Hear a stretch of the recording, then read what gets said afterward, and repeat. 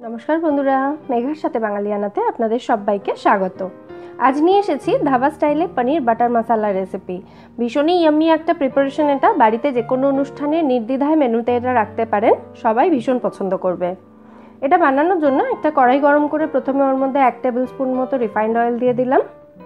তারপর এই তেলের মধ্যে দিয়ে দেবো 25 গ্রাম কাজু, একটা বড় টমেটো আর দুটো মিডিয়াম সাইজের পেঁয়াজ কুচি।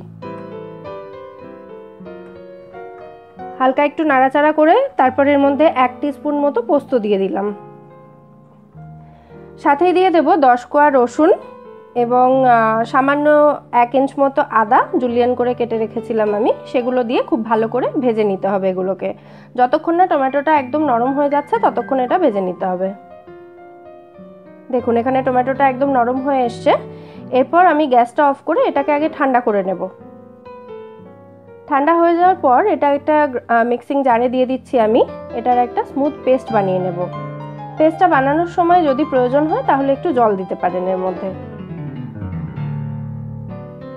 এরপর আবার একটা কড়াই গরম করে তার মধ্যে 2 টেবিল স্পুন মতো বাটার দিয়ে দিলাম এবং সাথে দিয়ে দেব 1 টেবিল স্পুন মতো রিফাইন্ড অয়েল। আপনারা চাইলে পুরো রান্নাটাই বাটারে করতে পারেন। বাটারটা মেল্ট হয়ে গেলে ওর মধ্যে পনির দিয়ে ভেজে নিতে হবে। আমি এখানে 200 গ্রাম বাড়িতে বানানো পনির চৌকো করে কেটে নিয়েছি। পনিরটা ভেজে তুলে নিতে হবে। আর আপনারা যদি কেনা পনির ইউজ করেন তাহলে কিন্তু পনিরটা ভেজে জলে রাখবেন, না হলে পনির শক্ত হয়ে যাওয়ার চান্স থাকে। তারপর এই তেলেই দিয়ে দেবো গোটা মশলা, 2টো এলাচ, 2টো লবঙ্গ এবং সামান্য একটু দারচিনি নিয়েছি। সঙ্গে দেব 1 টিস্পুন মতো গোটা জিরে, সাদা জিরে এবং একটা তেজপাতা। 10 সেকেন্ড মতো একটু ভেজে নিতে হবে এগুলো। তারপর ফোড়নের মিষ্টি গন্ধ আসতে শুরু করলে ওর মধ্যে দেব 1 টিস্পুন মতো কাশ্মীরি লাল লঙ্কা গুঁড়ো। এটা তেলের মধ্যে দিলে কালারটা খুব সুন্দর আসে। এরপর এর মধ্যে দিয়ে দিতে হবে তৈরি করে রাখা মশলার পেস্টটা। তারপর এটাকে খুব ভালোভাবে কষিয়ে নিতে হবে। মশলাটা কষানো কিন্তু খুবই ইম্পর্টেন্ট, কারণ প্রথমে আমরা হালকা করে এটাকে জাস্ট ভেজে নিয়েছিলাম।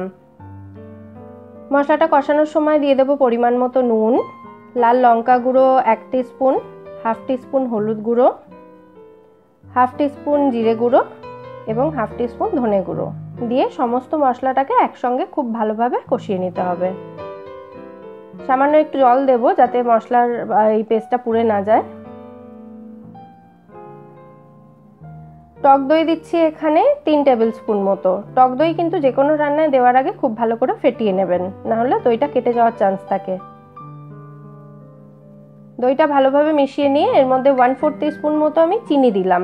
চিনিটা এই কারণে দিলাম যেহেতু আমি টমেটো এবং দই দুটো ইউজ করেছি, তাই এটা টক হয়ে যাওয়ার চান্স থাকে। ব্যালেন্স করার জন্য চিনিটা দেওয়া। এবার দিয়ে দেব পরিমাণ মতো জল। গ্রেভি যতটা রাখতে চান সেই অনুযায়ী জল দেবেন।